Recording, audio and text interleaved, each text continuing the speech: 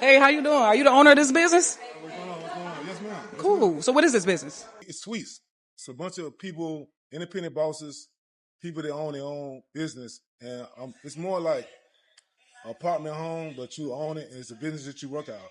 It's a secure place where you can bring people instead of your home and grow with your product or whatever material, or if you're a tattoo artist, a makeup artist, a barber, hairstylist, loctician, anything, and you can get a suite to do taxes. So how did you get started in the salon suite business? I used to be with a guy in a business called Salon and we had an overflow of people.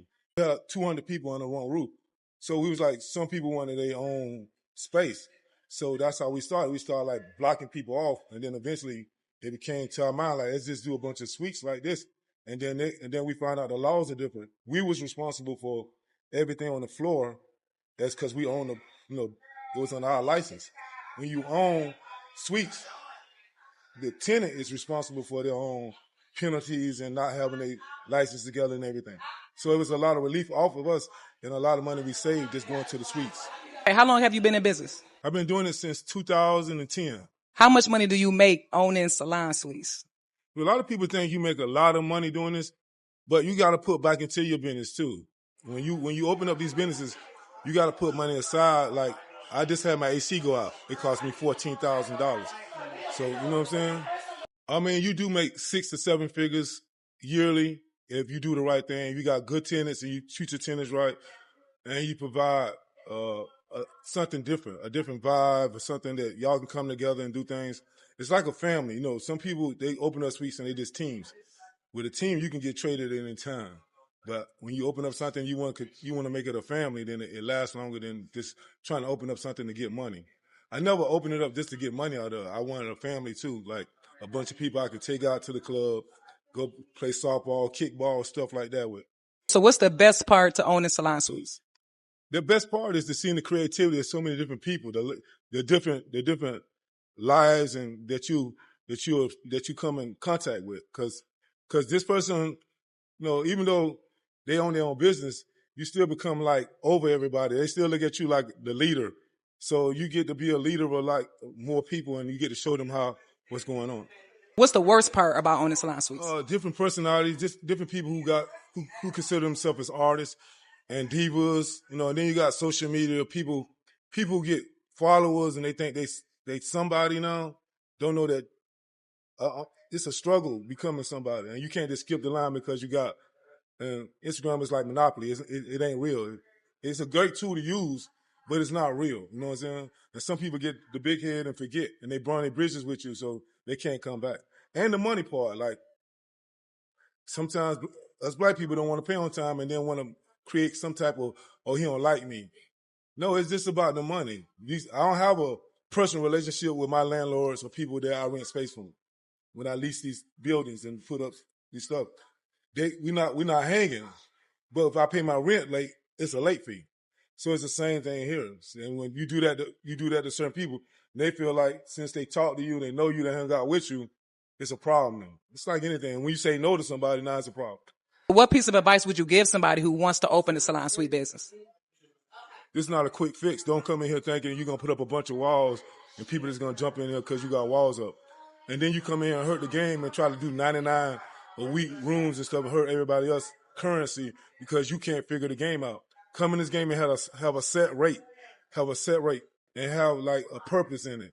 Don't come in for just the money, because you got to come in and you got to be creative and you got to give your people a vibe. It ain't just you coming in and saying you're a boss or you this and that. You got to give your people a lifestyle that they can live comfortable with. Have you ever been broke before? And if so, what did you do to get out that situation? I've been a mud baby. I'm a mud baby. I come from the mud. I'm a crawfish.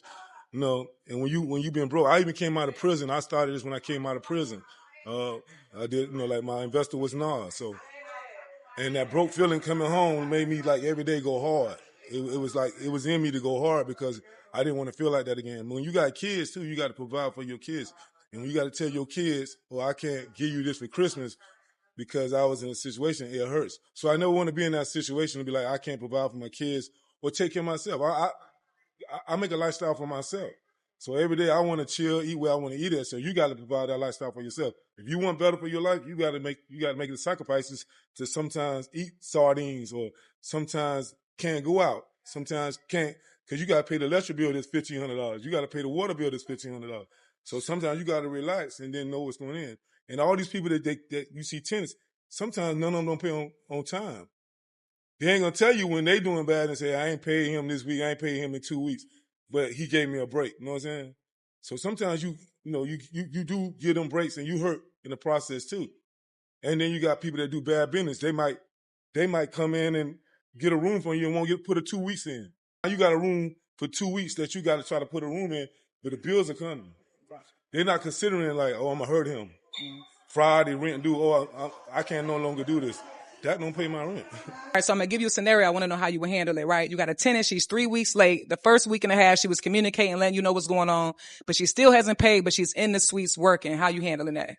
Well, since we started out, we communicated well, and then she started getting distance. She got to go. I won't kick her out in front of everybody and make it seem, but I will put her aside or tell her I need to see her when she's working with her client. We'll put her out like this. We got to go our separate ways because you're not doing the business the right way. You know, I might have a great relationship with her, but she's taking my weakness, my kindness for weakness. So it's kind of like, now you got to go. But me, sometimes I might turn into the asshole like, hey, if she make it seem. Because you're not going to let nobody belittle you in front of, it's kind of like prison. Let one person slap you in the ass, everybody else going to slap you in the ass. So you own them, you the boss, you got to set your feet down and say, hey, I ain't having them. And what is something you wish you knew sooner before getting into the salon suite business, if anything?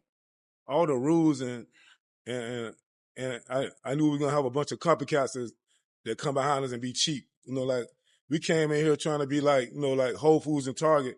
Then you got a bunch of people coming in trying to be like Family Dollar and Walmart that's hurting the business.